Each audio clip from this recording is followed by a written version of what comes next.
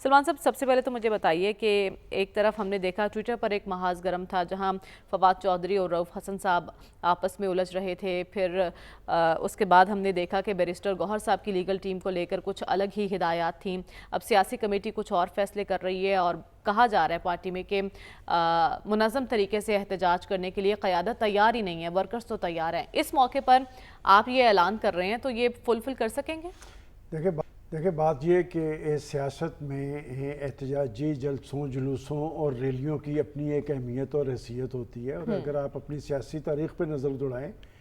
تو آج کی تمام بڑی پولیٹیکل پارٹیز اپنی حکومتوں کے خلاف احتجاج بھی کرتی نظر آئیں، دھرنے بھی دیتی نظر آئیں اور لانگ مارچ بھی کرتی نظر آئیں۔ لیکن یہ جو احتجاجی عمل ہوتا ہے یہ ایک خاص وقت میں نتیجہ خیز ہوتا ہے، مقصد ہوتا ہے حکومتوں کو پریشر میں لانا، اور اگر آپ مسلسل احتجاجی عمل اپنائے رکھے تو پھر آپ کی وہ اہلیت اور صلاحیت کم ہوتی جاتی ہے۔ دیکھیں آج آپ نے اپنا ایک تفصیلی جو دیا ابتدائیہ، اس میں جس کیفیت کا آپ اظہار کر رہی ہیں یہ اسی وجہ سے ہے کہ بات یہ کہ اگر آپ 26ویں آئینی ترمیم کا جائزہ لیں، اس میں انہوں نے ایک اچھی بات تھی کہ وہ 10 جو پارلیمانی کمیٹی کے اجلاس ہے اس میں شریک ہوئے، جبکہ ان کی لیڈرشپ نے بڑے واضح انداز میں کہا تھا کہ ہم نے اس جو ترمیم ہے اس کا حصہ نہیں بننا، اس پہ اثر انداز ہونا ہے۔ یہ بیان سارے ریکارڈ پہ ہیں۔ اب یہ جو کیفیت آپ نے بتائی ہے، دراصل اگر آپ تحریک انصاف کی سیاست 20-22 سال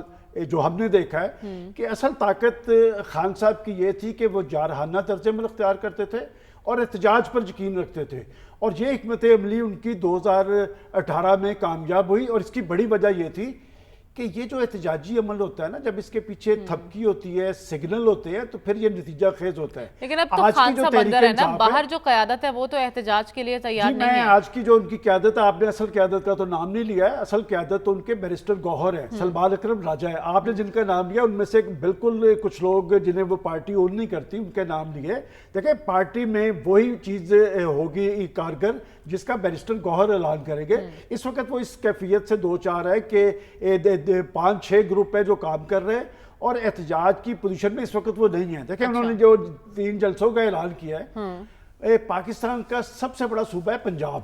کہ انہوں نے کراچی کے لیے اعلان کر دیا، کوئٹہ کے لیے اعلان کر دیا، اور پشاور کے لیے، پنجاب اس میں سے غائب ہے۔ دیکھیں پنجاب پاکستان کا سب سے بڑا صوبہ ہے، یہاں سے ان کو 1 کروڑ ووٹ ملا ہے، تو کیا وجہ ہے کہ پنجاب میں یہاں پر ان کے پاس لیڈرشپ کوئی نہیں ہے۔ اور بات یہ کہ احتجاجی عمل کسی ایشو کے ساتھ منسلک ہوتا ہے، اور میں آپ کو یہ بھی بتاتا چلوں، دیکھیں آئینی ترمیم کی اپنی ایک حیثیت اور علی امین گنہ پور صاحب کو کیوں شک کی نگاہ سے دیکھا جا رہا ہے احتجاج کو؟ شک کی نگاہ سے انہیں اس لیے دیکھا جا رہا ہے کہ جب وہ ڈی چوک کی طرف جاتے ہیں تو کسی کے کہنے پہ وہ اپنا رخ موڑ لیتے ہیں، اور یہ بات مجھے ان کی پارٹی کے ایک ذمہ دار بندے نے بتائی۔ بشرا بی بی کچھ کر سکتی ہیں؟ دیکھیں بشرا بی بی کے بارے میں کچھ اس لیے نہیں کہنا چاہتا کہ بشرا بی بی احتجاجی سیاست میں کوئی کام نہیں کرتی، وہ اصل میں حکومت جب ہوتی ہے نا اس میں ان کا بنیادی فیصلوں میں رول ہوتا ہے۔ علی امین گنڈا پور صاحب بھی اس وقت پسپائی اختیار کر چکے ہیں، اب یہ جلسوں کا اعلان کر کے اس کیفیت سے نکلنے کی کوشش کر رہے ہیں جو جس نفسیاتی کیفیت سے تحریک انصاف دو چار ہے۔ دیکھیں پولیٹیکل پارٹیز کو ڈیمیج نہیں ہونا چاہیے، یہ بھی جمہوریت کے ادارے ہیں۔ بدقسمتی یہ ہے کہ اس وقت تحریک انصاف کو جو ڈیمیج کیا جا رہا ہے ان کی اپنی پالیسی کی وجہ سے ہے، کہ بات یہ کہ اگر جس ترمیم پہ آپ نے اثر انداز ہونا تھا اس ترمیم کے لیے تو آپ حصہ رہے، آپ اس مشق میں جاتے رہے، اور پھر آپ کے لیڈر نے جب آپ کی ٹیم ان سے ملنے گئی اور انہوں نے ترمیم کی بات کی، انہوں نے کہا آپ مجھے ترمیم نہ بتائیں، آپ مجھے تحریک کا بتائیں کہ تحریک جو چلانی تھی وہ کہاں تھی، تو تحریک کہیں نہیں ہے۔ میرا خیال ہے کہ اس وقت جو احتجاجی صلاحیت تھی تحریک انصاف کی وہ بری طرح ڈیمیج ہوئی ہے۔ کیا یہ اسے ریپیئر کر پائیں گے یہ آنے والے دنوں میں پتہ چلے گا۔ احتجاجی جلسہ وہ کر سکتے ہیں لیکن احتجاجی جو تحریک چلانا ہے مجھے ممکن نظر نہیں آتا۔ ٹھیک ہے سلمان صاحب، نواز شریف صاحب کا یہاں سے چلے جانا، اب وہ کتنے دنوں کے لیے گئے ہیں، واپسی کب تک ممکن ہوں گی، اس کے پارٹی پر اثرات اور ملکی سیاست پر اثرات؟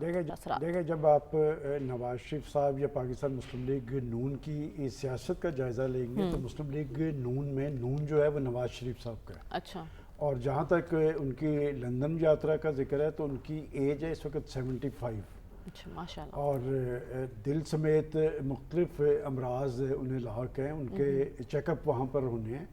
اور آپ نے یہ کہا کہ وہ جا کب رہے ہیں اور واپس کب آئیں گے، آپ کو یاد ہوگا کہ جب وہ پاکستان آ رہے تھے اور جب پاکستان کے اندر یہ ترانے چل رہے تھے کہ پاکستان کو نواز دو، تو میں آپ کے پروگرام میں آپ کو بار بار یہ کہہ رہا تھا کہ نواز شریف صاحب پاکستان کے پرائم منسٹر نہیں بنیں گے، ان کا ایک بڑا کردار ہوگا، اور بڑا کردار وہ سر انجام دے رہے ہیں۔ یہ 26ویں آئینی ترمیم کا بھی حتمی فیصلہ جاتی عمرہ میں ہوا ہے کہ جاتی عمرہ کا پاکستان کی سیاست میں ایک رول ہے، اور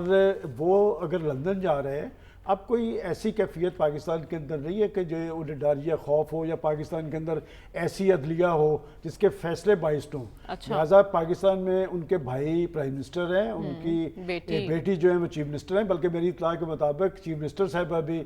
کچھ روز تک وہاں پر اپنے والد صاحب کے پاس جائے گی۔ اور امریکہ میں جو آپ ان کی ملاقاتوں کا ذکر کر رہے ہیں، تو میرے خیال میں، یا مجھے نہیں معلوم کہ وہ کوئی ایسی ملاقاتیں کریں گے، ملاقاتیں کر رہے ہیں شہباز شریف صاحب، ٹھیک ہے، اور وہ کر رہے ہیں نواز شریف صاحب کی ڈائریکشن پہ۔ یہ آج بھی بڑے فیصلوں میں پارٹی کے اور پاکستان کے بڑے فیصلوں میں نواز شریف صاحب کا کردار موجود ہے، اور ان کی آمد اب مہینوں تاخیر سے نہیں، یہ ہفتوں کے اندر واپس آئیں گے۔ اچھا، ہفتوں میں واپس آ جائیں۔